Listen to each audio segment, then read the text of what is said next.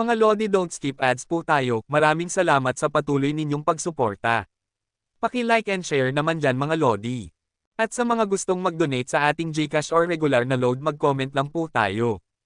Para patuloy tayong makapag-upload ng mga bagong kabanata. Marami pong salamat. Subaybayan natin ang kwento ng isang kabataang nangarap para sa kanyang mga mahal sa buhay. Mula sa pinakamahina tungo sa pinakamalakas. Alamin natin ang kwento ng kanyang buhay. Kabanata 1211 hanggang Kabanata 1220. Kabanata 1211. Ngayong nalutas na ang krisis sa Shenting, maglalaban na sina Yehan at Ice Lord. Parehong excited sila sa laban na ito. Si Ice Lord ay kilala bilang ang number 1 young master sa kanluran, pero walang nakakaalam sa labas kung gaano siya kalakas. Ang laban nina Ice Lord at Yehan ay hindi lang para malaman kung sino ang number 1 genius sa mundo, kundi para makita ng mga tao sa kanluran ang tunay na lakas ni Ice Lord. Hindi pa oras para sa duel ni Ice Lord, at pagkatapos mamatay ang dakilang sage na si Yehe, hindi na nagpadala ng mga master ang Shenting sa silangang Europa. Kaya, inihayag ni Yehan na pansamantalang mag-isolate siya. Kailangan niya na magkaroon ng mas malalim na pag-unawa. Pagkatapos ng lahat, ang ganitong uri ng sword intent, maliban sa mga makapangyarihang tao noong panahon ng mga Diyos, ay walang nakakapag-master nito. Si Yehan ang una, at kailangan niyang tuklasin ang lahat ng mag-isa. Bukod pa rito, pagkatapos masira ang dalawang bulaklak na kaharian, kailangan ding palakasin ni Yehan ang kanyang kaharian para maghanda sa susunod na antas, ang tatlong bulaklak na kaharian.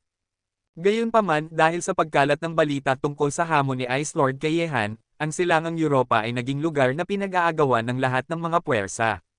Ang mga puwersang ito ay hindi lamang mula sa underground world, kundi pati na rin ang mga miyembro ng mga lihim na organisasyon mula sa iba't ibang bansa. Ang saklaw nito ay hindi limitado sa kanluran, mayroon ding mga tao mula sa silangang mundo. Halimbawa, ang walang hiyang pagtanggi sa kahilingan ni Sito Zenchen, ngunit dumating siya sa Diyos ng digmaan sa kanluran. Dumating din siya. Bilang kasosyo ni Yehan, mas malakas si Yehan, mas masaya ang Diyos ng digmaan, dahil sa China, pareho silang may mga taong gusto nilang patayin. Matapos ihayag ni Yehan ang pansamantalang pag-iisa, ang tatlo, sina Zhao Hengtian, ay nagbabantay sa labas ng silid, habang si Yehan ay lumubog sa pagsasanay sa pagpapalakas ng dalawang bulaklak na kaharian. Ngayon ay nakapasok na si Yehan sa dalawang bulaklak na kaharian. Kapag napalakas na ang kaharian, ang kanyang pag-unawa sa espiritu, enerhiya, at kaluluwa ay mapapabuti rin. Mas malalim ang pag-unawa na ito, mas madali para kay Yehan na masira ang tatlong bulaklak na kaharian sa hinaharap. Ang prosesong ito ay hindi nagtagal para kay Yehan. Matapos palakasin ang kanyang sariling kaharian, sinimulan niyang tuklasin at maunawaan ang sword intent ng buhay at kamatayan. Ang isang makapangyarihang tao, walang sinuman sa mga sumunod na henerasyon ang nakapasok sa larangang ito, at hindi alam ni Yehan kung paano linangin ang ganitong uri ng sword intent. Sinasabi ng kanyang intuition na bagaman ang sword intent na kanyang naunawaan ngayon ay napakalakas, ito ay panimula lamang, at ang sword intent ng buhay at kamatayan ay dapat na patuloy na mapabuti sa hinaharap, ngunit hindi pa rin alam ni Yehan ang paraan ng pagsasanay upang mapabuti ang sword intent ng buhay at kamatayan. Unti-unting lumubog ang isip ni Yehan sa dagat ng kanyang kamalayan, pinagmamasdan ng itim at puting anino ng espada sa kanyang dagat ng kamalayan. Sa anino ng espada na ito, naramdaman ni Yehan ang isang uri ng kapangyarihan ng buhay at kamatayan. Kapag nasa lakay ng ganitong uri ng kapangyarihan, ang isang tao ay agad na makakaramdam ng isang uri ng kawalan ng pag-asa na naglalakad sa gilid ng buhay at kamatayan, iniisip ang buhay at kamatayan. Sa pagmamasid sa sword intent ng buhay at kamatayan mula sa malapit, naapektuhan si Yehan ng kapangyarihan ng buhay at kamatayan, at ang kanyang isip ay naging hindi matatag, na para bang sa harap ng sword intent ng buhay at kamatayan, ang kanyang buhay at kamatayan ay kontrolado ng kalaban, at ang kanyang katawan ay hindi makakalaban. Bukod pa rito, nangyari ito nang hindi pa nai-activate ni Yehan ang sword intent ng buhay at kamatayan. Kapag ganap ng pinakawalan ang kapangyarihang ito, ang kawalan ng pag-asa na hatid nito sa kalaban ay mas nakakatakot pa. Sa ngayon, ang sariling lakas ni Yehan, maliban sa kapangyarihan ng Suzaku Sacred Flame at Yin Yang Double Beads, ay hindi pa ganap na na-develop. Ang nakakatakot na kapangyarihan ng ginto at sword intent ng buhay at kamatayan ang kanyang pinakamalakas na mga kasanayan sa pag-atake. Ang world-destroying swordsmanship ni Yehan ay hindi pa na-develop sa sukdulan.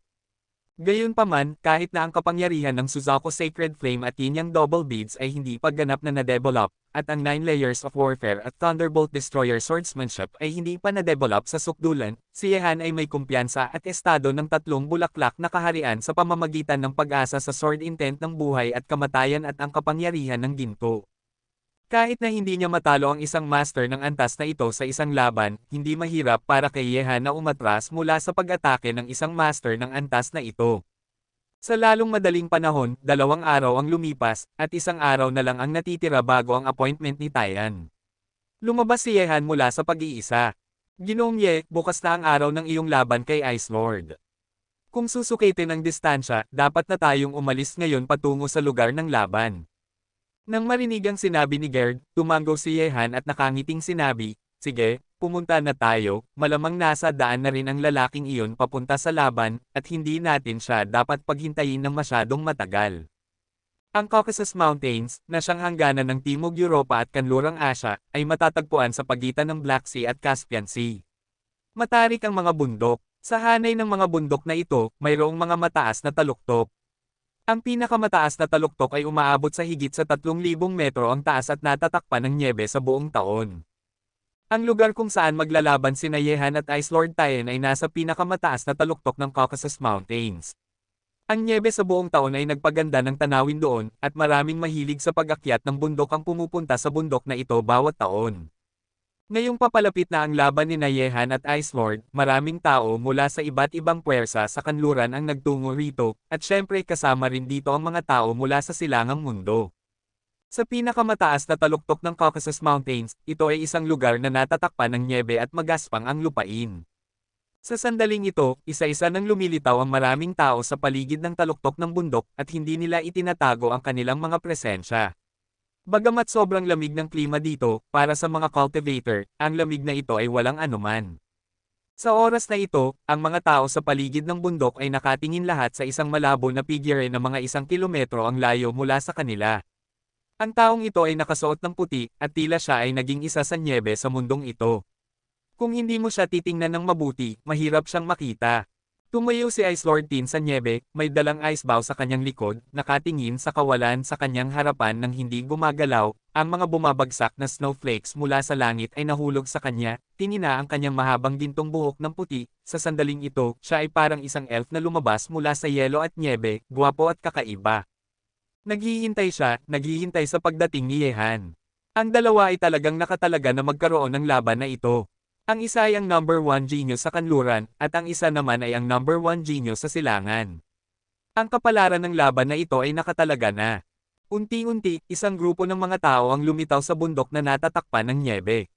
Sila ay isang grupo ng mga mukha ng mga Oriental. Mayroong mga 12 o 13 tao. Mukhang mga turista sila na nagpunta rito, at walang bakas ng pagiging makapangyarihan sa kanilang mga katawan.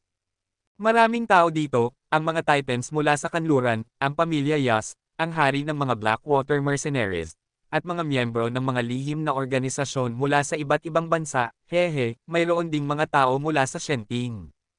Isang middle-aged man mula sa silangan ang tumingin sa paligid, bahagyang ngumiti, at nagsabi. Nang marinig ito, ang taong nakatayo sa tabi niya ay nagsabi, Group Leader Bai, bukod sa mga puwersa sa kanluran, hindi lang tayo ang mga nagmula sa silangan, ang 5 kulay na organisasyon sa gitnang Asya, ang pamilya Swoman sa kanlurang Asya, at mga lihim na organisasyon mula sa iba't ibang bansa sa silangan, miyembro. Ang mga taong ito ay walang iba kundi si Bai Tian, ang Security Bureau ng Huaxia, at mga miyembro ng Supernatural Association. Ang mga taong ito ay walang misyon sa ibang bansa, kaya nagpunta sila rito. Kabanata 12:12. Ate Wuying, bakit hindi pa dumarating si Kuya Ye? Ang tagal na nating hindi nakikita, namimiss na namin siya. Nang marinig ito, bahagyang nag-iba ang ekspresyon ng isang babaeng tahimik. Sa katunayan, wala namang misyon si Wuying sa ibang bansa, pero dahil mayroong isang tao mula sa China na nagpunta sa kanluran para panoorin ang laban, napilitan siyang sumama. Hoy! Maliit na Huang Ying, bakit ka nag-aalala, makikita mo rin si Kuya Ye mamaya. Nakangiti si Cheng Jun mula sa Security Bureau, at may emosyon din ang kanyang mukha. Ang mga tao sa Security Bureau, si Cheng Jun, ang mga tao sa grupong ito ang unang nakakakilala kay Yehan, at malalim ang kanilang relasyon, pero habang tumataas ang posisyon ni Yehan, napipilitin nilang itago ang damdaming iyon sa kanilang mga puso. Tumawa ang pinuno ng Security Bureau na si Long, wala lang tayong trabaho ngayong beses, kaya nakapunta tayo rito para magsaya, natatakot akong naiinggit na nga sa atin ang direktor ngayon. Sige na, manahimik na kayo. Kahit na narito tayo para panoorin ang laban, kailangan tayong mag-ingat. May mga kalaban din tayo dito. Nang marinig niya ito sa araw na iyon, tumahimik na sina Cheng Jun at ang iba pa. Hoy, may darating na naman. Sa oras na ito, isang grupo ng mga nakasuot ng pulang damit ay nagmula sa nyebe sa malayo. 5 lang sila, pero ang pulang damit ay sobrang kitang-kita sa mundong natatakpan ng nyebe na ito. Lahat ng mata ay nakatuon sa kanila. Nasa unahan ng grupong ito ng mga tao ang isang babaeng nakasuot ng pulang damit at may aura ng pagpatay. Kakaiba ang hitsura ng babae, at madalas na may ngiti sa sulok ng kanyang bibig na nagpaparamdam ng lamig sa buong katawan. Mahaba ang kanyang maitim na buhok, matangkad at malaki ang katawan, pero babae siya, pero nakasuot siya ng damit na panglalaki. Anak ni Azure Emperor Rakshasa. Nang makita ito, sa taluktok ng bundok na natatakpan ng nyebe na ito, maraming mata ang lumiit. Anak ni Azure, ito ay isang pagkakakilanlan na kinatatakutan ng maraming tao. Kumpara sa sobrang lakas. Anak ni Azure Emperor Rakshasa. Tinitingnan ng babaeng nakasuot ng pulang damit na ang buong katawan ay natatakpan ng pula maliban sa maitim na buhok, sa taluktok ng bundok na natatakpan ng nyebe na ito, lahat ng mata ay lumiit. Ang anak ni Haring Ashura ng India, ito ay nasa tuntunin ng katayuan, natatakot akong maihahambing ito sa Ice Lord, ngunit ang Brahman ay matatagpuan sa Timog Asya, at ang lokasyon nito ay kabilang sa silangan. Ang katanyagan ng anak ni Ashura na si Emperor Luosha ay kilala lamang sa mga bansang Timog Asya. Siyempre, hindi ito nangangahulugan na hindi alam ng kanluran ang kanyang pagkatao. Sa kabaligtaran, ang anak ni Emperor Azure na si Emperor Luosha ay nagmana ng pagnanais na pumatay ng kanyang ama, iyon ay isang babaeng mamamatay tao, at ang kanyang lakas ay nakakatakot din. Sa mga young master ng mga bansang Timog Asya, si Diluocho ang pinakakarapat-dapat na number 1, at kahit na ang mga tao mula sa silangan at kanluran ay hindi siya kayang baliwalain. Hindi ko inaasahan na sasali ang mga Indian Brahman sa kasiyahan sa paligsahan ng mga nangungunang young master sa kanluran. Bahagyang nakasara ang mga mata ni Bai Tian. Ang kapangyarihan ng mga Brahmans ay napakalakas kaya hindi sila kayang baliwalain ng mga tao sa buong mundo. Narinig ko na si Emperor Rakshasa ay may titulo na Blood Shearer sa mga bansang Timog Asya. Pinapatay niya ang mga tao nang hindi kumukurap. Ang ganitong uri ng madugong paraan ng pagpatay ay maihahambing sa killing god Lin Chi ni Yehan. Sabi ng grupo ng Ability Association na si Long. Sa taluktok ng bundok, lahat ng mata ay nakatuon kay Diluocho, hindi mahalaga ang kanyang pagkakakilanlan o ang makapangyarihang aura sa kanyang katawan, hindi maiwasang mapatingin ang mga tao sa kanya. Gayunpaman, ang Ice Lord Tien ay mukhang normal lang, nakatitig pa rin ng tahimik sa nyebe na may dalang ice bow sa kanyang likod. Ang pagdating ni Emperor Raksha ay hindi nagpukaw ng kanyang interes. Ang tanging tao na interesado siya ay si Yehan. Ang mula sa Atlantis ay talagang hindi pangkaraniwan. Hindi ko alam kung gaano pa kagaling ang Yehan na iyon mula sa silangang China kumpara sa kanya. Sa walang katapusang kapatagan ng nyebe, tiningnan siya ni Diluocho. Sa likod ni Tien, isang kakaibang liwanag ang kumislap sa mukha na nakangiti ng buong panahon. Sa sandaling ito, tila may mga hibla ng hindi mapakailang na pag-alon na pinakawalan mula sa kanyang katawan, na isang fighting spirit. Bilang anak ni Haring Ashura, hindi lang mamamatay tao si Diluocho, kundi mayroon din siyang likas na militanteng kadahilanan, lalo na ang pagpatay sa mga mahuhusay na master na mas malakas kaysa sa kanya, ay mas nagpapasigla sa kanya. Prinsesa, narito lang tayo para panoorin ang laban. Nararamdaman ng fighting spirit ni Diluocho, isang matandang lalaki na nakasuot ng pulang damit sa likod niya ang nagpaalala. Nang marinig ito, nagpakita ng maliwanag ng ngiti si Diluocho sa sulok ng kanyang bibig, ngunit walang sinabi. Sa mundong natatakpan ng nyebe na ito, tila medyo tahimik. Dumating na ang Ice Lord Tien, at sa sandaling dumating ang isa pang bida, si Yehan, magsisimula na ang paligsahan sa pagitan ng silangan at kanluran. Sa sandaling ito, sa isang taluktok ng bundok na hindi kalayuan sa mga puwersang nanunood ng laban, dalawang Oriental ang nakatayo na nakalagay ang kanilang mga kamay sa likod, at ang kanilang mga mata ay naglapit. Ang dalawa ay mga mukha ng mga Oriental, ang isa ay nasa kanyang 40 edad, at ang isa ay nakasuot ng damit na pangtawista at may hawak na walis na pang-abo sa kanyang kamay. Dawis Kyushu, ang batang ito ay sapat na bilis lumaki. Hindi pa kalahating taon mula nang umalis siya sa Huaxia, at kahit na ang isang master tulad ni Yeheshi ay pinatay niya. Sa ganitong bilis, natatakot akong hindi magtatagal, lahat tayo ay mas mababa sa kanya. May bahagyang ngiti sa matatag na mukha ng Diyos ng digmaan, at mula sa kanilang posisyon, maaari nilang makita ang buong palaruan. Nang marinig ito, nagbuntong hininga si Dawis Kyushu, at sinabi, hindi ba't maganda ito? Mas mabilis siyang lumaki, mas mababa ang paghihirap ng mga matandang kaibigan sa Kunlun Mountains. Ang kanilang mga sakripisyo ay hindi nagsayang. Ang batang ito ay nasa Kunlun Mountains na ngayon. Patungo sa layuning ito, tapos na ang mga gawain sa ibang bansa, at paniguradong oras na para bumalik siya sa China. Kalmado at tumango ang Diyos ng digmaan, ang kanyang mga mata ay lumingon at nahulog sa isang piraso ng nyebe. Hoy, ang batang babae mula sa Shenting ay narito rin, tila malapit ang relasyon niya sa batang iyon na si Yehan. Sa lupaing natatakpan ng nyebe, lumitaw si Lina, na nakasuot ng damit na pangsanto sa sandaling ito. Nag-iisa siyang naglakad sa lupaing natatakpan ng nyebe na may malamig na mukha. Ang kanyang hitsura ay nakakuha rin ng atensyon ng lahat ng puwersa sa paligid ng lupaing natatakpan ng nyebe. Nang pumunta si Lina sa Huaxia Yanjing City, sinabi ni Yehan sa Diyos ng digmaan na huwag siyang hawakan, kaya para kay Lina, ang santo ng God Court, alam ng Diyos ng digmaan na may malalim na relasyon sa pagitan ni Yehan at sa kanya. Isang babae mula sa hukuman ng Diyos. Sa oras na ito, ang mga mata ni Emperor Raksha ay nahulog din kay Lina, at may bahid ng kaguluhan sa kanyang mukha. Ang Brahmin princess na si Emperor Raksha, at ang santo na si Lina ng hukuman, pareho silang mga paboritong anak ng langit sa mundong ito, parang isang babae. Kabanata 12:13. Siyempre, si Zhou Banroo ay isa ring anak ng langit, ngunit ang natatanging pagganap ni Zhou Banroo ay nasa kanyang isipan, habang ang natatanging pagganap ni Nadiluocha at Lina ay nasa kanilang malakas na lakas. Lumitaw si Lina dito, at natural na lumapit sa kanya ang mga tao sa Shenting. Santo, hindi iligtas dito, hindi ka dapat narito. Isang matanda mula sa God's Punishment ang lumitaw sa tabi ni Lina, nakakunot ang noo at nagsabi. May mga dapat akong gawin. Walang pakialam na tumingin si Lina, hindi pinapansin ang mga sinabi ng matanda mula sa God's Punishment. Gayunpaman, hindi nagtagal pagkatapos lumitaw si Lina, lumitaw ang isa pang bida sa paligsahang ito. Sa malayong kapatagan ng nyebe, pinangunahan ni Yehan sina Zhao Hengtian at ang tatlo, pati na rin ang mga pinuno ng apat na pangunahing puwersa, na naglakad sa kapatagan ng nyebe. Isang serye ng mga yapak ng iba't ibang kulay ang naiwan sa nyebe sa likod niya. Narito na si Yehan. Nang makita ito, sa mundong natatakpan ng nyebe na ito, lahat ng mata ay nakatuon sa grupong naglalakad sa nyebe.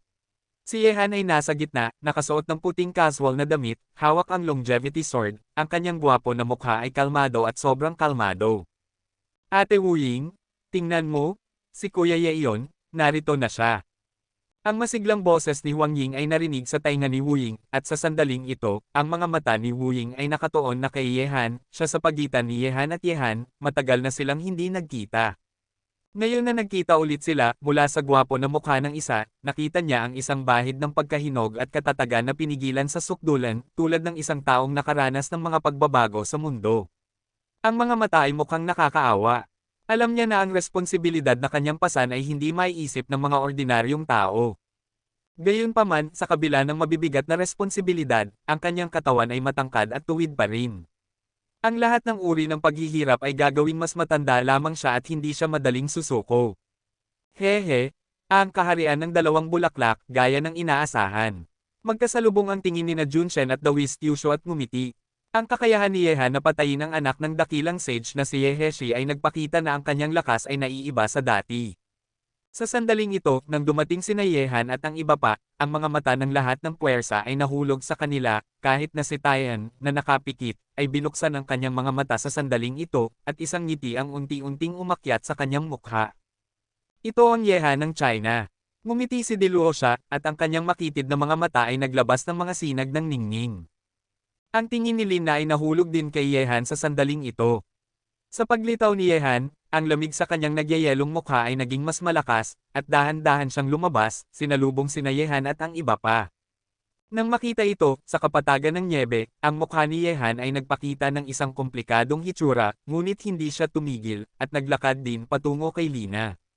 Nagtagpo ang kanilang mga mata, at ang distansya ay wala pang 1 metro.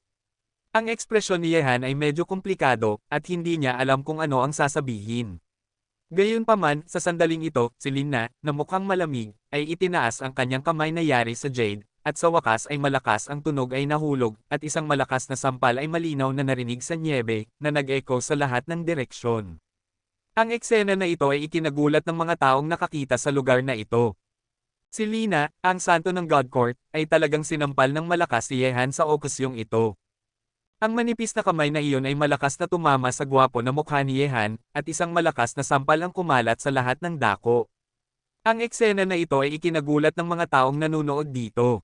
Si Yehan ay binigyan ng isang malakas na sampal sa mukha. Sa sandaling ito, lahat, kabilang ang Shenting, ay natigilan. Ang mga mata ng lahat sa buong mundo ay nahulog sa lalaki at babae. Ang laban sa pagitan ng Ice Lord at Yehan ay hindi pa nagsisimula, ngunit naganap ang isang dramatikong eksena. Ang babaeng ito ay talagang sinampal si Kuya Ye, sobrang nakakainis. Galit na tumingin si Wang Ying, ang kanyang mga ngipin ay nagngangalit, at gusto niyang sampilan pabalik si Yehan.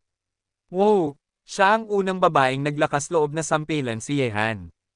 Alam ni Lina Wuying, ang santo ng Shenting, na nang siya at si Huo Feng ay nakakulong sa piitan ng Shenting, personal na binisita sila ng babaeng ito. Nagbigay ng mapait na ngiti sina Bai Tian at Cheng Jun at ang iba pa, hindi alam kung ano ang sasabihin. Kagiliw-giliw. Tinitingnan si Yehan na kalmado at hindi galit, dinilaan ni Diluo Chao ang kanyang mga labi, hindi ko alam kung sasampalin ko rin siya, magagalit kaya siya. Sampelan ng unang genius sa silangan, dapat ay medyo cool.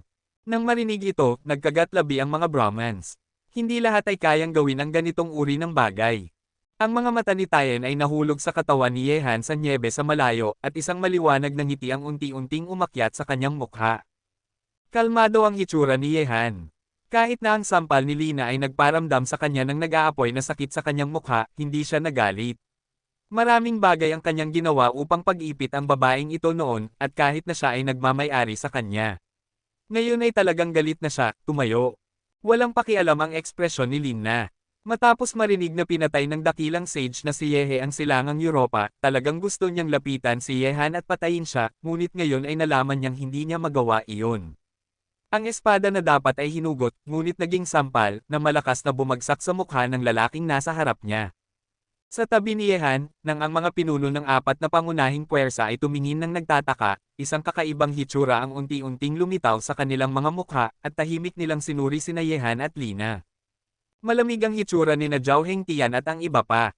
Matagal na silang sumusunod kay Yehan, at hindi pa nila nakikita ang isang babaeng naglakas loob na sampelan si Yehan, at sinampal nila si Yehan sa harap ng maraming puwersa sa silangan at kanlurang mundo.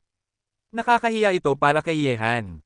Kahit na manalo si Yehan sa laban na ito, maaalala ng mga tao na ang unang world-class na talento ay sinampal ng Diyosa ng Korte.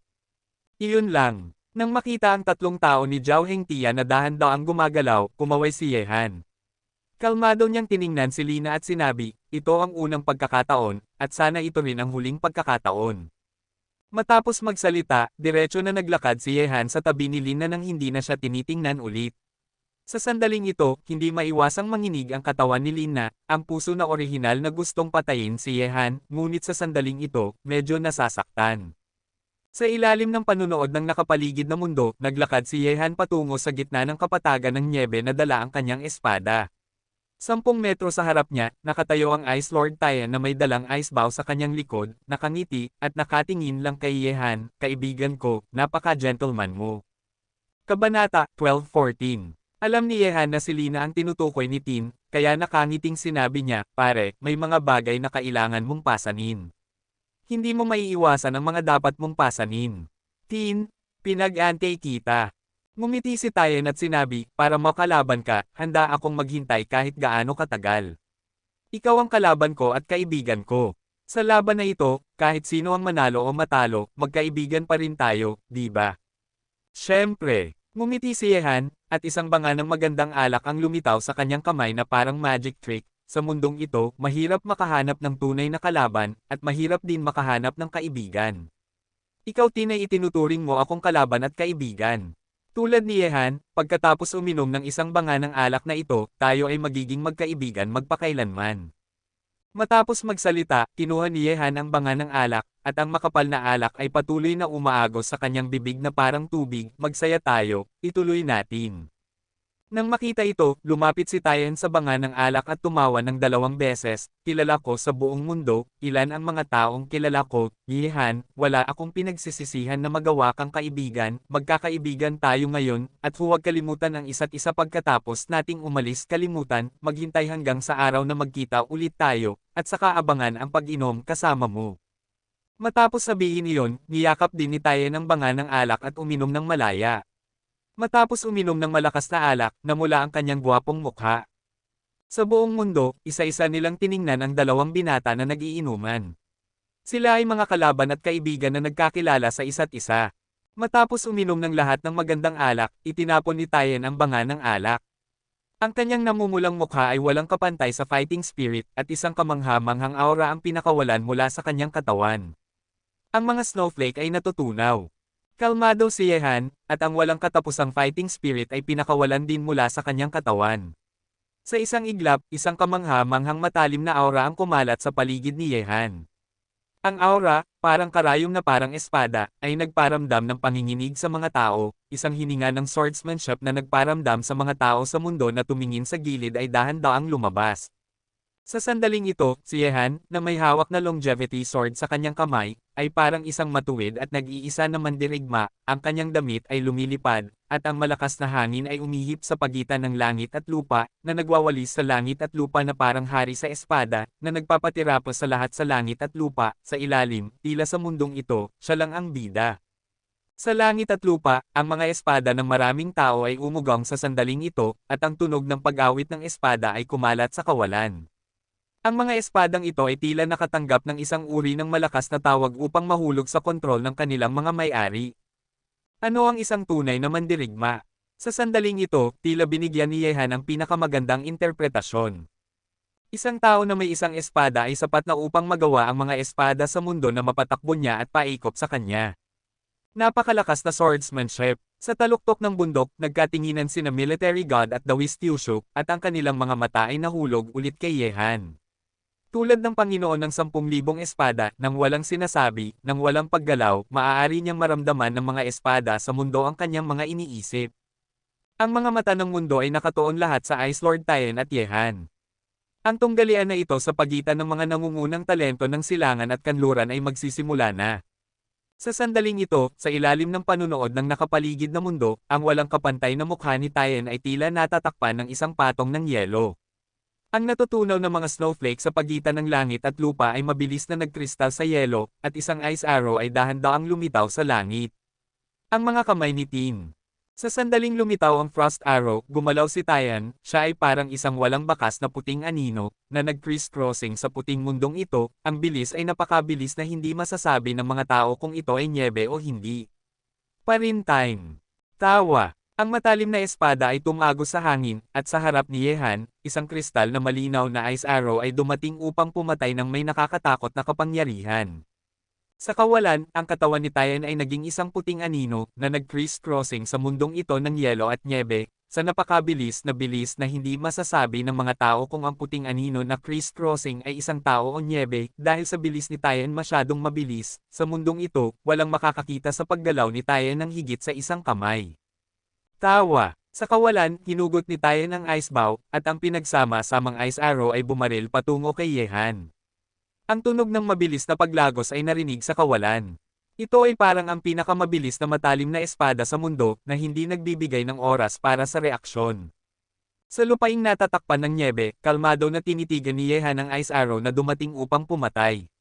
Sa itaas ng ice arrow, ang pilak na liwanag ay dumadaloy, na maaaring tumagos sa lahat ng bagay sa mundo, ngunit sa isang sulyap, ang ice arrow na dumating upang pumatay sa likod niya, ngunit walang bakas ni Tyen.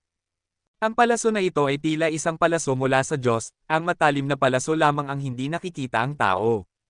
Napakagaling na mamamana, nasaan siya?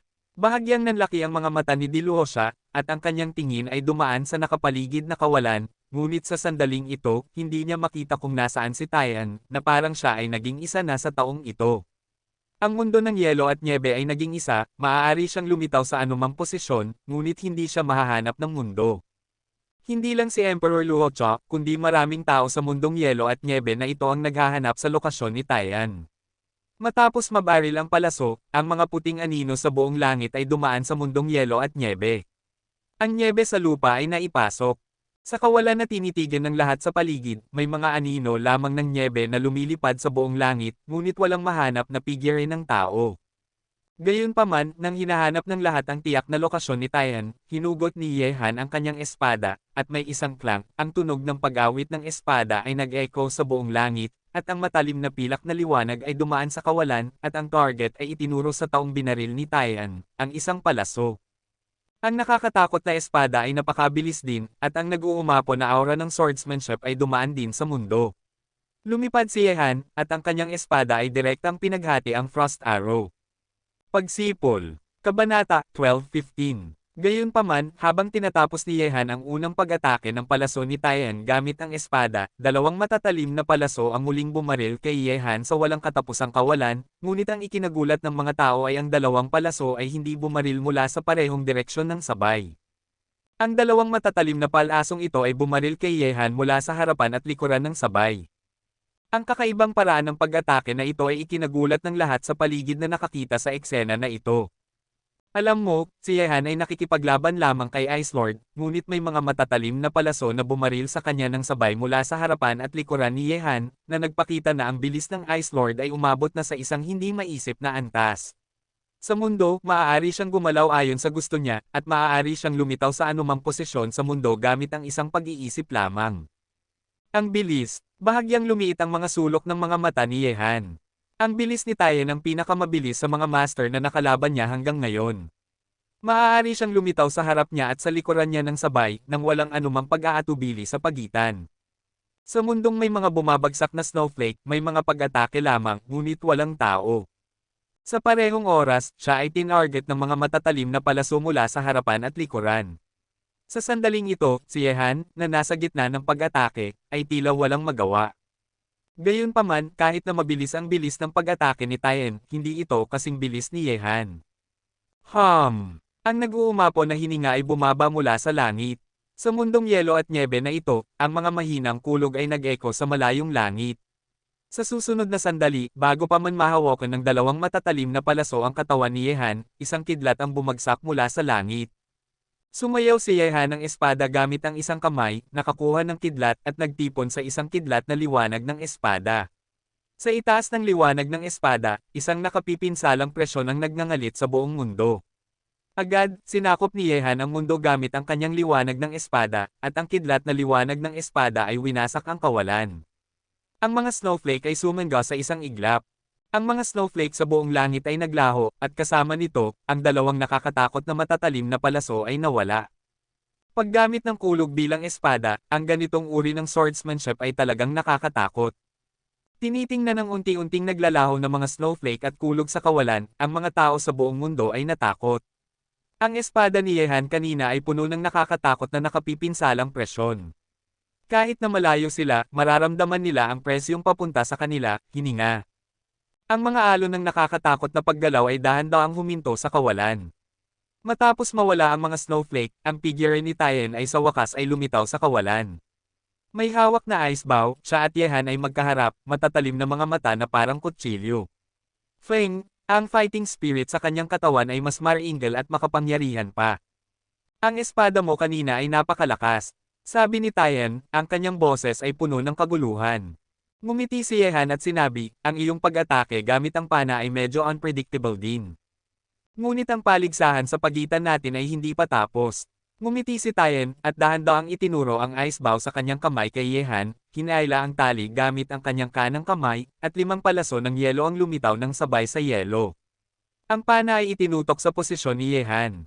Sa sandaling ito, sa pagtingin sa 5 ice arrows, ang lahat na tumitig sa kanila ay nakaramdam na parang sila ay naging si Yehan, na nakakulong sa 5 ice arrows na ito, at walang makatakas sa mundong ito.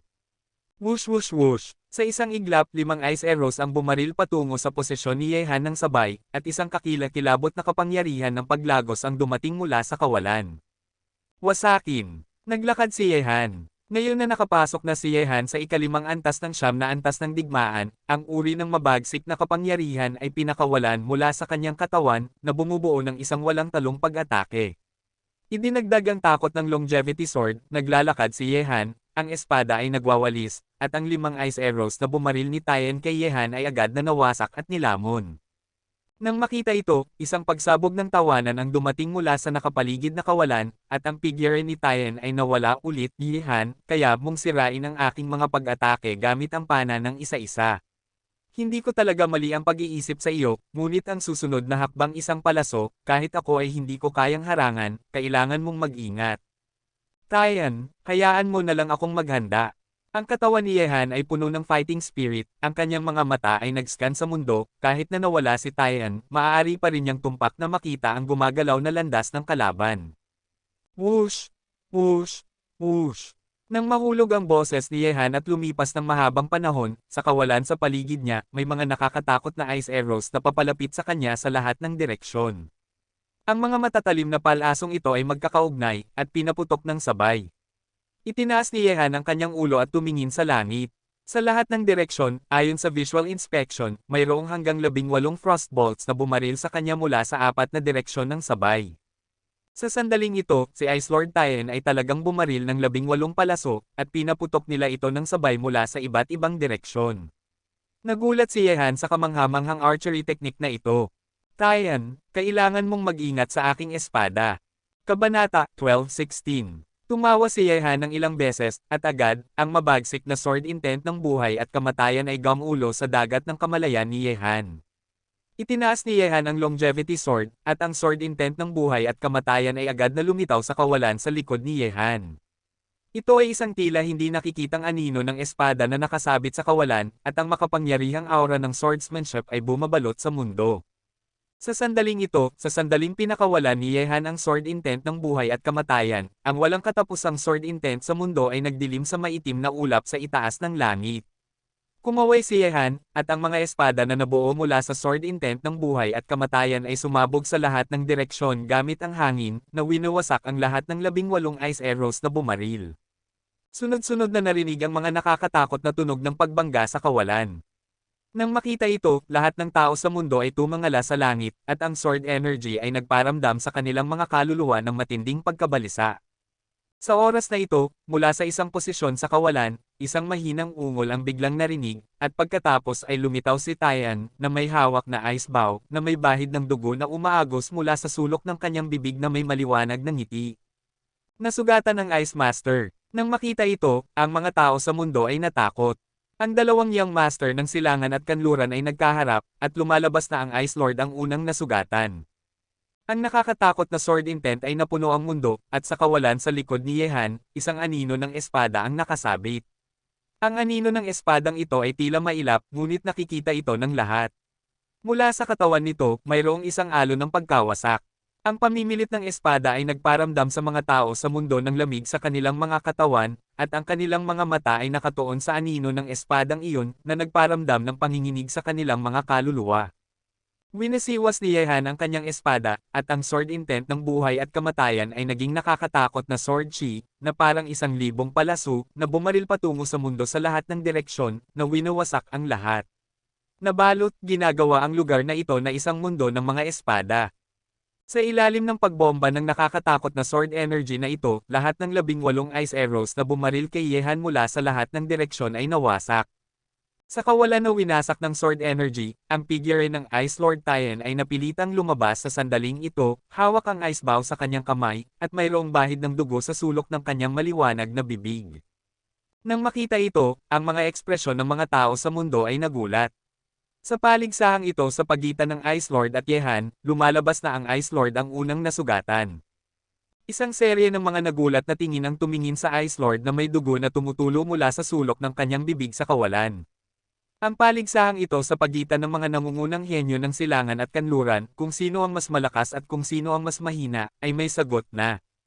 Ang Ice Master ng kanluran, ang kanyang mga kasanayan sa archery ay hindi mahulaan, at walang sino man sa kanluran ang makakapagpakita ng kanyang gilas sa harap niya. Si Yehan sa silangan, ang kanyang swordsmanship ay hindi kapani-pani walang makapangyarihan, kahit na ang makapangyarihang Ice Lord ay hindi niya kayang talunin. Natalo ang Ice Master. Ang mga tao sa kanluran ay bumantong hininga sa kanilang mga puso. Ang pagkatalo ng Ice Lord ay nangangahulugan na ang mga henyo sa kanluran ay hindi kayang makipagsabayan sa mga henyo sa silangang mundo. Bukod pa rito, ang isa ay ang number 1 genius sa silangan at ang isa naman ay ang number 1 genius sa kanluran. Ngayon ay natalo na ang isa sa kanila. Bueno, ang titulo ng number 1 genius sa mundo ay malinaw na nahulog kay Yehan. Sa sandaling ito, maraming mata ang lumipat mula sa Ice Lord patungo kay Yehan. Natalo ang Ice Lord. Sa sandaling ito, ang ningning ni Yehan ay napakasilaw. Hanggang ngayon, siya lang ang makakakuha nito. Ate Wu Ying, tingnan mo, nanalo si Kuya Ye. Nang marinig ang mga salita ni Huang Ying, ang mga mukha ni na Bai Tian, Cheng Jun at ang iba pa ay nagpakita ng matinding kagalakan. Ang laban ni Yehan at Ice Lord ay hindi lamang kumakatawan sa kanya mismo, kundi isang laban din upang itaguyod ang prestihiyo ng bansa ngayon, nanalo na si Yehan.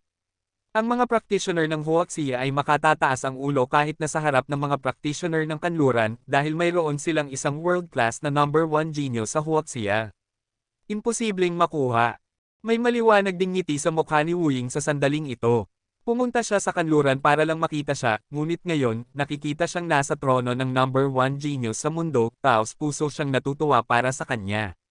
Sa sandaling ito, ang binata na nakakakuha ng atensyon ng lahat ng tao, sa kanyang mga mata, siya ay makapangyarihan sa lahat.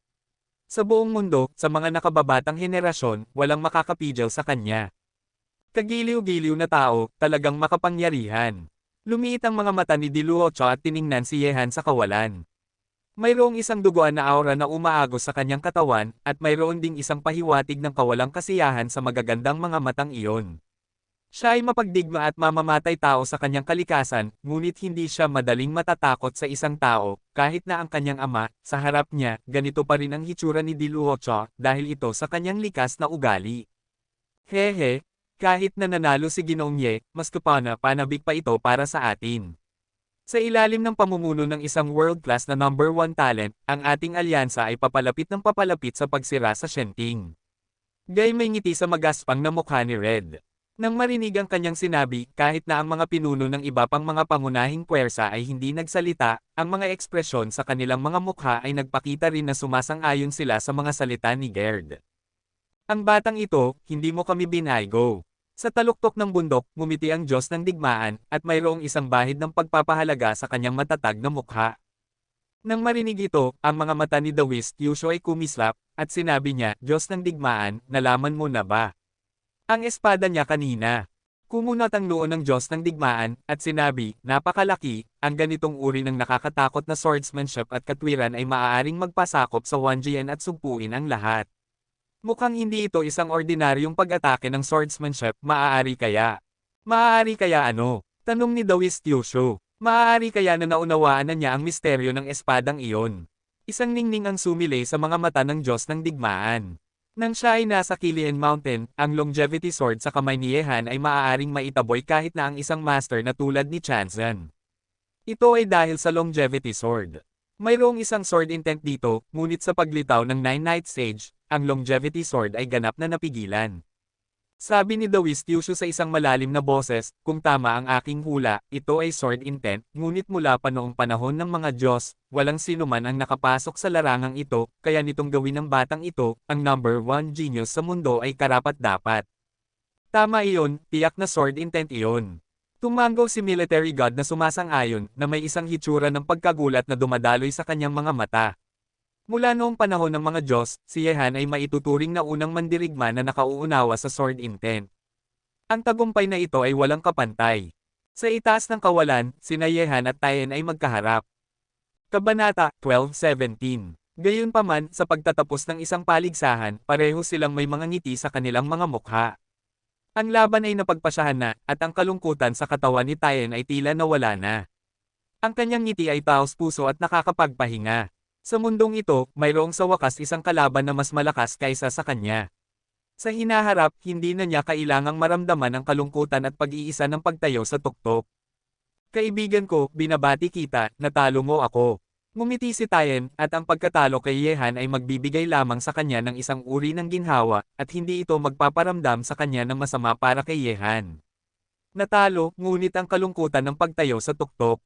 Nakangiting sinabi ni Yehan, sa pagitan mo at ko, may palaging isa na mananalo, ako man o ikaw, ngunit ang panalo o pagkatalo ay hindi na mahalaga sa atin, ang laban na ito ay isang laban ng pagkakaibigan sa pagitan mo at ko, isang Ginoo at ang mga Ginoo ay nagkakaibigan sa parehong paraan, ang mga masasamang tao at masasamang tao ay nagkakaibigan sa parehong interes, pinarangalan ako na magkaroon ka ng kaibigan. Ha ha ha ha. Nang marinig ang mga salita ni Yehan, si Taeyeon, na napalaya mula sa matagal ng kalungkutan, ay tumawa ng ilang beses at sinabi. Itinuturing ng mga tao ang parehong interes bilang mga kaibigan, tatandaan ko ang iyong mga salita, sa pagitan mo at ko ay ang relasyon sa pagitan ng isang Ginoo at isang Ginoo, Yehan, binibigyan din kita ng isang pangungusap, ang mga damit ay hindi kasing ganda ng bago, ang mga tao ay hindi kasing tanda ng dati, inaasahan ang pagkikita sa hinaharap, ikaw sa pagitan ko, maaari pa rin tayong mag-usap ng martial arts tulad ng ngayon. Matapos sabihin iyon, tumawa si Taeyeon ng ilang beses, at umalis sa mundong yelo at nyebe na iyon na may dalang ice bowl sa kanyang likod, naglalakad ng walang pakialam. Sa sandaling ito, si Tin, kahit na natalo siya, ay nanalo ng palakpakan ng mga tao sa paligid niya gamit ang kanyang asal. Natalo si Taeyeon, ngunit ang walang pakialam at walang pigil na paglalakad ng kalaban, at ang kanyang matapat at bukas na asal ay nanalo rin ng paghanga ng mga tao sa paligid niya. Ang isang tunay na mandirigma ay nanalo ng walang pagmamalaki, at sa pagkatalo ng walang pagmamadali. Ito ang tunay na mandirigma. Sa kanilang mga puso, hindi na sila nahuhumaling sa panalo o pagkatalo. Ito ay isang uri ng paghahangad na higit pa sa kaluwalhatian ng panalo o pagkatalo. Ang laban ni Yehan at Taeyeon ay natapos na. Sa mundong yelo at nyebe na ito, lahat ng puwersa ay tahimik na umalis. Hindi nagtagal, kakaunti na lamang ang mga taong makikita sa taluktok ng bundok na ito. Tiningnan ni Diluocho si Yehan ng may interes, at ang sulok ng kanyang bibig ay nakangiti ng may dugo. Winuwagayway niya ang kanyang pulang damit at umalis sa nyebe. Ang mga figure sa mundo ay unti-unting umalis, lumapag si Yehan sa tabi ni na Zhao Hengtian at ang iba pa, ang kanyang mga mata ay naglibot, umalis si Lina sa isang punto, ngunit ayos lang iyon, ang galit ng babaeng iyon sa kanya ay hindi lang para sa isang sandali, mawawala ito sa kalahating minuto. Sa oras na ito, si Tian Tian ay naglakad patungo kay Yehan kasama ang mga miyembro ng Security Bureau at ng Ability Association. Haha, Yehan, ang laban na ito ay talagang kapana-panabik. Ang unang world-class na talento ay nagmula sa ating huwaksiya. Mahirap na hindi maging excited. Naglalakad sa araw, sumabog siya sa pagtawa. Para sa ilan sa kanila, dumating si Yehan dito makita ka sa oras. Ngumiti si Yehan at sinabi, talagang matapang kayo. Kung manggahas kayong lumitaw dito ng hayagan, hindi ba kayo natatakot na panatilihin kayo ng mga tao mula sa ibang mga lihim na organisasyon? Hihi? Kuya Ye? Kasama ka rito? Sino ang mangangahas na iwan tayo rito? Hawak ni Huang Ying ang braso ni Wu Ying, at nilangkisan ang kanyang dila kay Yehan ng may paglalaro. Ito nga ang kaso, kasama si Yehan dito, walang sino man ang mangangahas na gumawa ng anumang bagay kay Bai Tian at sa kanyang grupo. Sino mang manggahas na gumawa ng isang bagay na walang ingat ay walang alinlangang magagalit kay Yehan, upang lapastanganin ang isang world-class na no. Isa ang galit ng isang henyo, hindi maraming tao ang nangangahas na gawin ito. Tungkol dito, ngumiti lang si Yehan, at pagkatapos ay ang kanyang mga mata ay nahulog kay Wu Ying. Matagal na silang hindi nagkita. Matapos siyang tulungan ni Wu Ying na iligtas si Huo Feng sa kanluran at bumalik sa China, bumalik siya nang makarating siya sa Yanjing City, hindi niya nakilala ang babae nang pumunta siya sa Yanjing City Supernatural Association. Hindi niya alam kung itinatago siya ng isa o. Bukod pa rito, sa simula, nangako si Yehan kay Mr. Lei na bibigyan niya siya ng paliwanag tungkol kay Wu Ying, ngunit hindi pa nakukumpleto ni Yehan ang paliwanag na ito. Alam ni Yehan na si Wu Ying ay palihim ng may damdamin sa kanya, ngunit itinago niya ang damdamin ito sa kanyang puso. Sa mga tuntunin ng relasyon ng lalaki at babae, si Wu Ying ay malinaw na hindi kasing tapang ng ibang mga babae. Matagal na tayong hindi nagkikita. Sa huli, tiningnan ni Yehan si Wu Ying at nagsalita muna.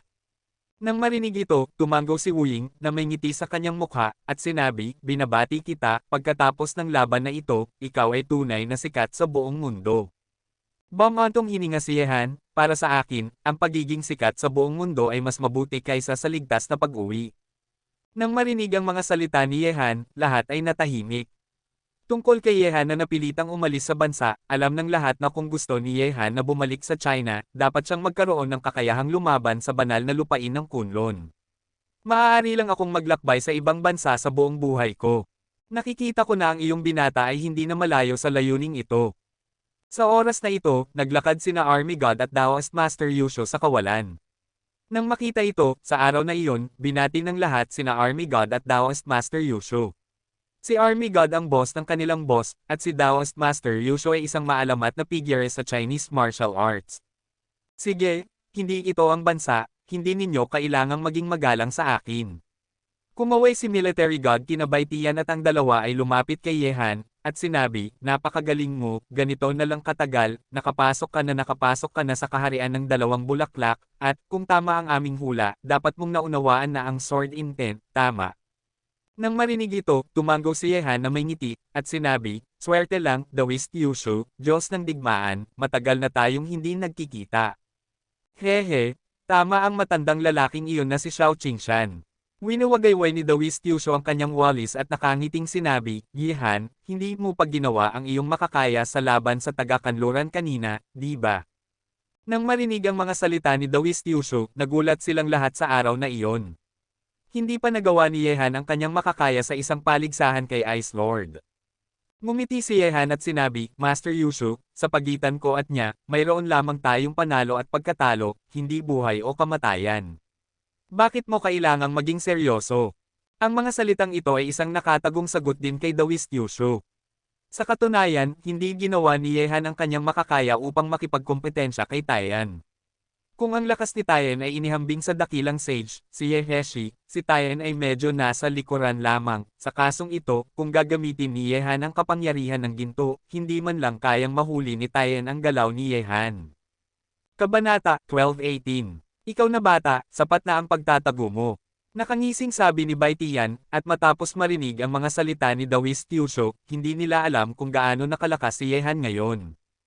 Tumingin si Yehan kina Daoist Yusho at Military God, at sinabi, Master Yusho, Military God, nandito po kayong lahat, tungkol sa sekretong hindi sinabi ng aking lolo sa simula, marahil alam ninyo na ngayon. Nang marinig ito, kumunat ang noo ng Diyos ng digmaan, at sinulyapan niya si Baitian, na tumango na parang nakakaintindi, at naglakad hindi kalayuan kasama ang mga miyembro ng Security Bureau at ng Ability Association. Yehan, may kinalaman ba ito sa Gate of Wonders? Nang makita na silang lahat ay umalis na sa araw na iyon, kumunat ang noo ng Diyos ng digmaan at nagtanong, ito ang palagay na matagal na niyang nasa isip. Tumango si Yehan at sinabi, ang Gate of All Wonders na pinag-uusapan ninyo ay isang sirang yin-yang reincarnation formation lamang. Ang pormasyong ito ay maaaring magpatungo sa isa pang mundo, at ang lokasyon nito ay nasa Kunlun Mountain. Tinatakpan ng banal na lupain ng Kunlun ang pag-iral nito sa labas ng mundo, alam nila ito, ngunit hindi nila sinasabi sa mundo. Ano, ang mga hayop na ito? Nang marinig ang mga salita ni Yehan, agad na pinakawala ng Diyos ng digmaan ang walang katapusang murderous intent. Para sa sikretong ito, maraming tao at materyal na pinag-aksayahan ng bansa. Mula sa simula ng pagkakatatag ng bansa, sinimulan ni Dragon Han na habulin ang sikretong ito nang umiral siya, at mas pinagsikapan pa niya ito at nakaranas ng iba't ibang paghihirap.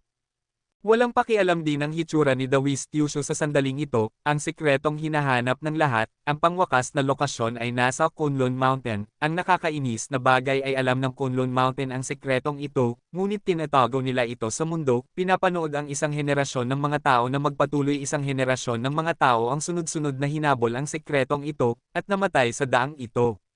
Sabi ni Yehan, gayunpaman, huwag masyadong mag-asa. Sa pagkakaalam ko, walang nakapasok sa isa pang mundo sa pamamagitan ng pormasyong iyon, kahit na ang mga tao mula sa banal na lupain ng Kunlun ay hindi pa nakapasok. Ang kinamumuhiang banal na lugar na Kunlun, nilinlang nila ang mundo ng napakatagal. Malamig na umungol ang Diyos ng digmaan at sinabi, anuman, dahil alam na natin ang lokasyon, kailangan nating puntahan at tingnan mismo. Ang sikretong ito ay nakakaapekto sa mga taong hindi alam kung gaano karaming puso ng mga tao. Yehan, ngayon gusto kong malaman kung gaano katagal bago ka bumalik sa China. Nang marinig ito, nakangiting sinabi ni Yehan, Diyos ng digmaan, sinisiguro ko sa inyo na hindi ako babalik sa China hanggang sa magtipon ang 3 bulaklak. Kung hindi mo mararating ang kaharian ng 3 bulaklak, hindi ka na babalik sa iyong bansa. Nang marinig ang mga salita ni Yehan, natahimik ang Diyos ng digmaan. Naintindihan niya ang mga iniisip ni Yehan. Bago siya magkaroon ng lakas na lumaban sa banal na lupain ng Kunlun, kung magbabalik si Yehan sa bahay ng walang pag-iingat, haharap siya sa buhay at kamatayan. Hindi siya hahayaan ni June na maawa sa kanya. Sabi ni Yehan, sa kasalukuyan, ang aking mga gawain sa kanluran ay natapos na, at aalis ako sa kanluran bukas at pupunta sa Silangang Asya. Mayroon pa ring isang pamilya ng Amaterasu sa Japan na kailangang linisin.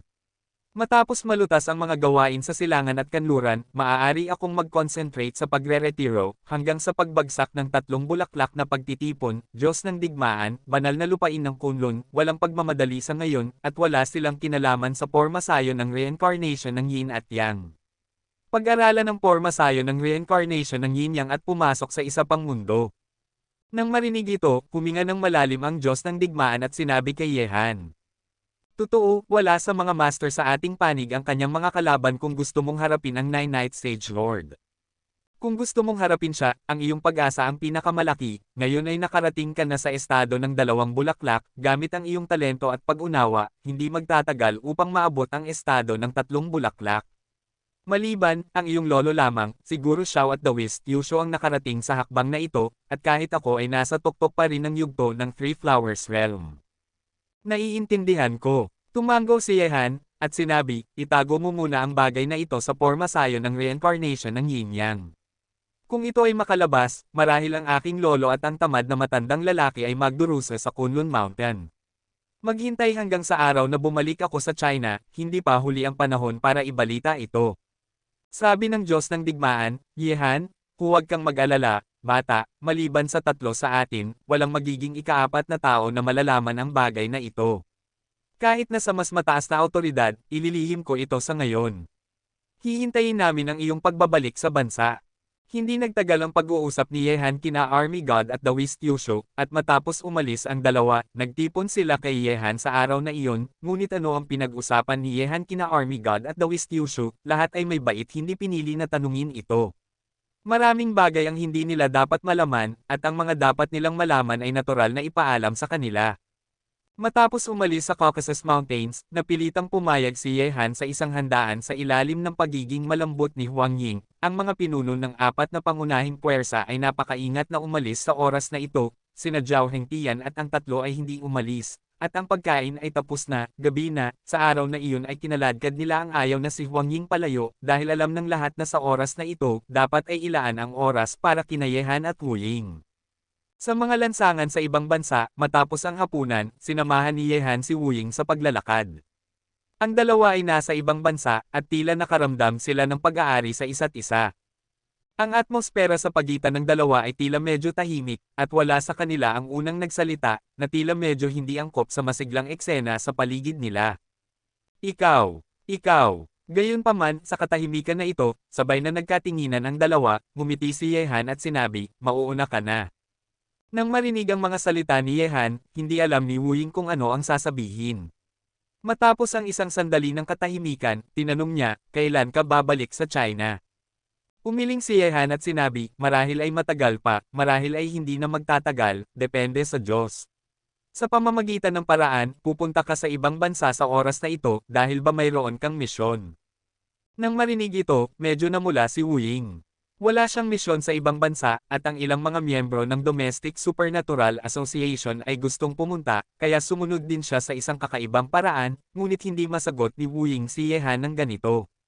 Gusto mo ako? Tinitingnan si Wu Ying na tahimik, kinuha na lamang ni Yehan ang paksa sa kanyang sarili. Hindi niya alam kung gaano katagal pa siya maghihintay para sa babaeng ito na magsalita tungkol sa bagay na ito.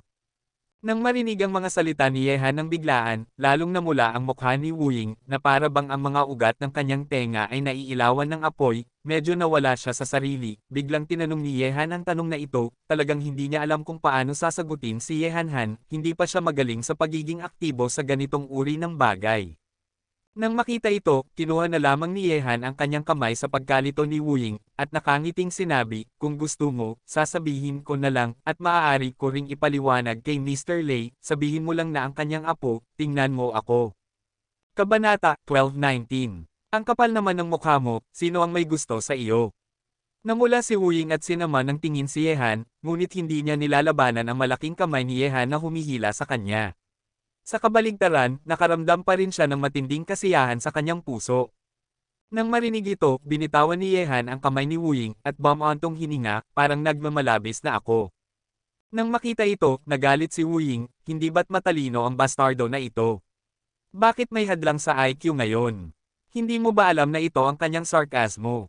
Tinitingnan ang nag-aalalang mukha ni Wu Ying, biglang ngumiti si Yehan, at sinabi, "Banibiro lang kita, kaya hindi ka dapat magmadali. Maaaring ang isang babae ay talagang may gusto sa akin." Nang marinig ang mga salita ni Yehan, sinaman siya ng tingin ni Wu Ying, namumula at sinabi, "Tanungin mo ang aking lolo tungkol doon." Ngumisi si Yehan at sinabi, "Paano mo tatanungin ang matandang lalaki tungkol sa ganitong uri ng bagay, ngunit kahit na ang isang babae ay hindi gusto ako, hindi siya makatatakas ngayong gabi dahil nakapasok na siya sa lungga ng lobo. Ano ang ibig mong sabihin?" Medyo nalilito si Wu Ying.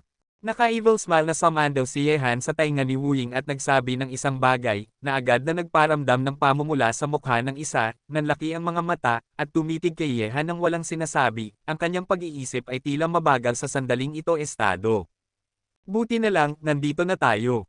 Sa sandaling ito, isang hotel ang lumitaw sa harap ng dalawa. Hinailan ni Yehan si Wu Ying papasok sa hotel na may short-circuited na ulo sa sandaling ito. Sa prosesong ito, si Wu Ying ay sapilitang kinaladkad papasok ng isang lalaki, nang walang anumang pag-aalala sa mga mata ng paghamak at inggit sa paligid niya.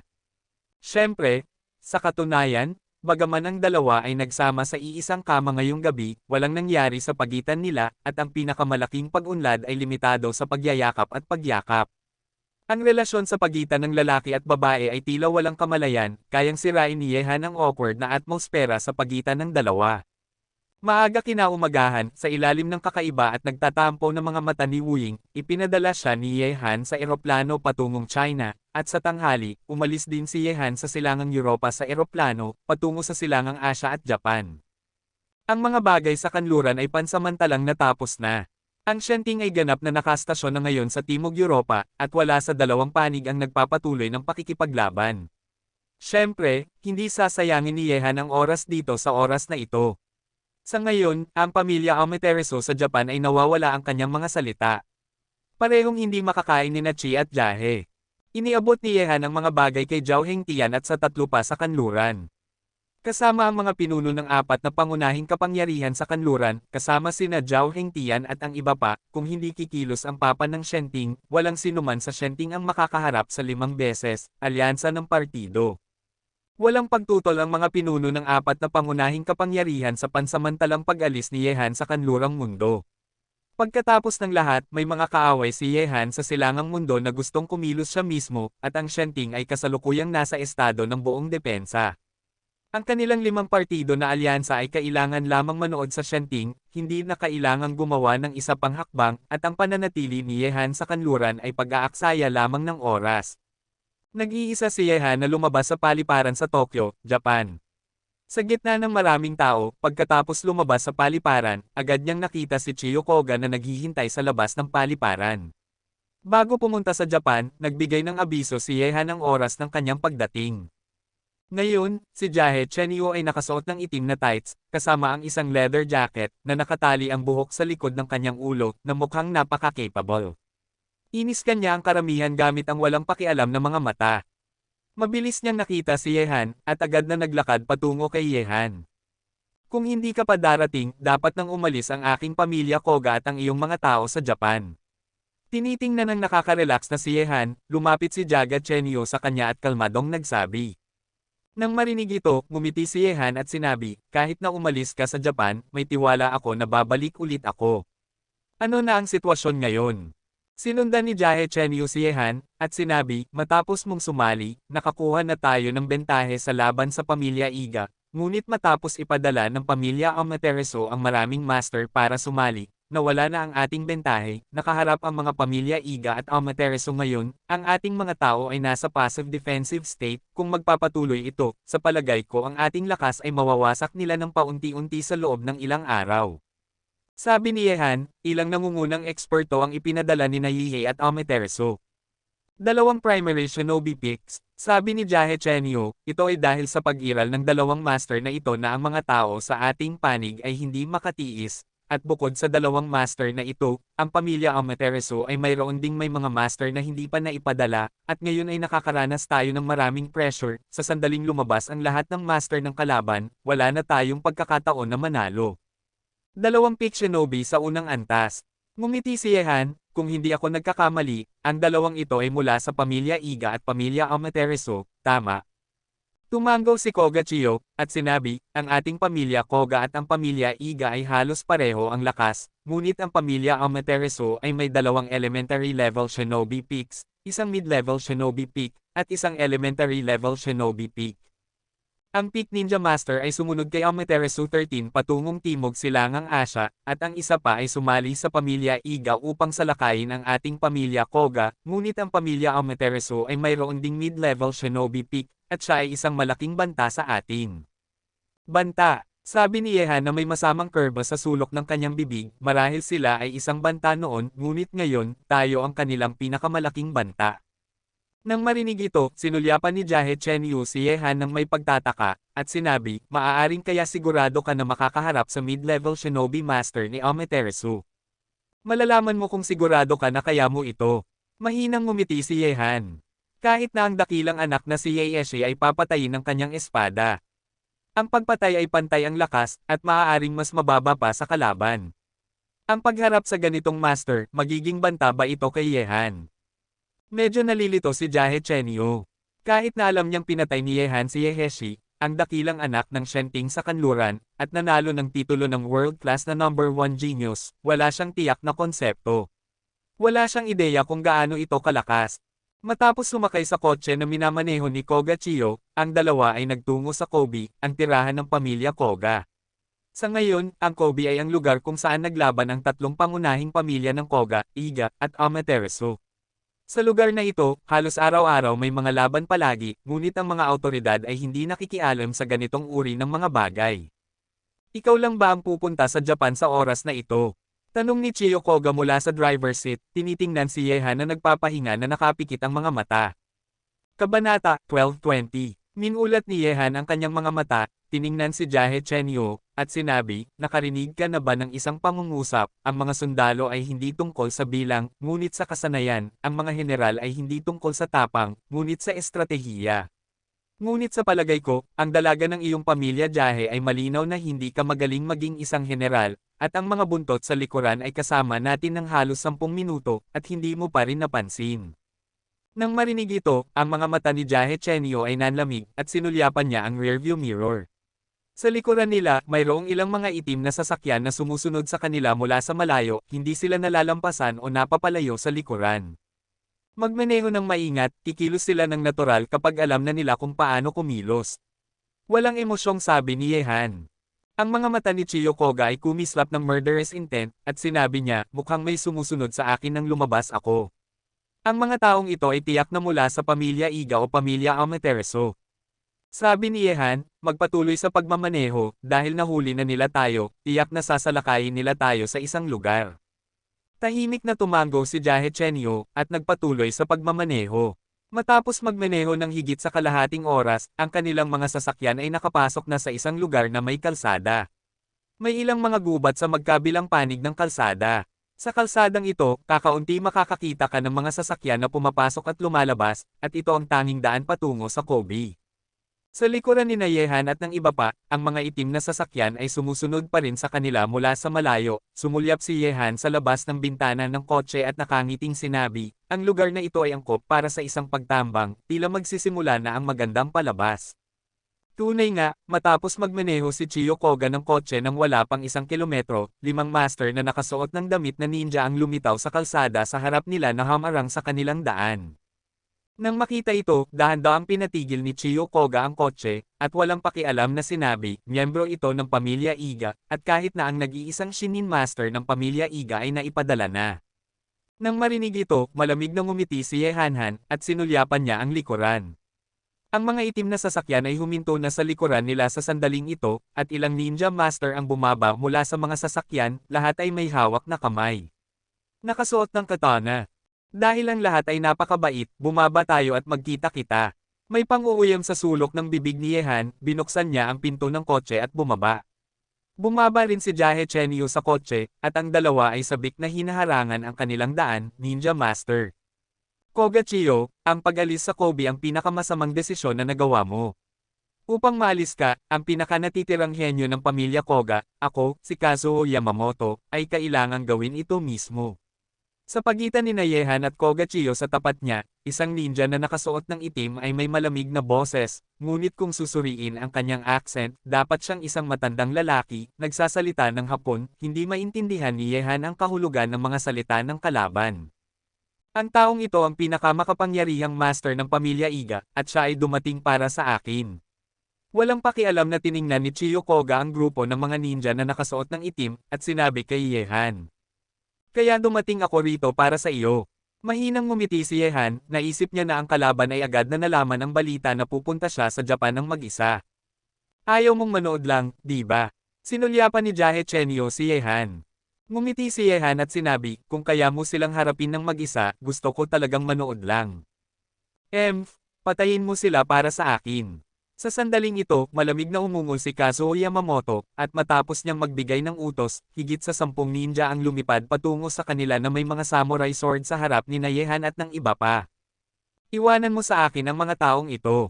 Ang mga mata ni Jahe Chenyo ay malamig na kumislap, at isang samurai sword na may haba na mga 30 sentimetro ang agad na lumitaw sa kanyang kamay. Ang liwanag ng espada ay kumislap sa kanyang kamay, at isang pilak na liwanag ang kumislap sa hangin, at pagkatapos, isang ang ninja na sumugod na kay Koga Chiyo ay pinatay niya sa lugar. Ang babaeng ito ay pumipili lamang ng malambot na peras, at iniiwan sa akin ang mga matigas. Walang imak na umiling si Yehan, at pagkatapos ay ang kanyang mga mata ay nahulog sa Shinobi Master, na tila hindi pa nakikilala ang kanyang pagkakakilanlan. Para kay Yehan, wala man lang pakialam ang Ninja Master na iyon, at iniwan ni Chiyo Koga ang Kobe ng mag-isa. Ito ay isang magandang pagkakataon para sa kanilang pamilya Iga na maalis si Chiyo Koga. Naramdaman ng kawalang pakialam sa mga mata ng Shinobi Master na ito, medyo nagulat si Yehan. Kilala na siya ngayon bilang number 1 genius sa mundo, ngunit sa mga mata ng kalaban, tila itinuturing siyang hangin. Naglakad si Yehan ng may kalmadong ekspresyon, at dumiretso sa Shinobi Master na nakasuot ng damit na ninja. Baga, nang makita si Yehan na naglalakad patungo sa kanya, ang Kamejinan Master na malamig na nanunood kay Jahe Chenyo ay nanlamig ang mga mata, at humiwa patungo kay Yehan gamit ang isang kutsilyo. Ang kutsilyo ay mabilis at mabagsik, hindi problema ang pagpatay sa mga Tianin Master sa loob ng ilang segundo.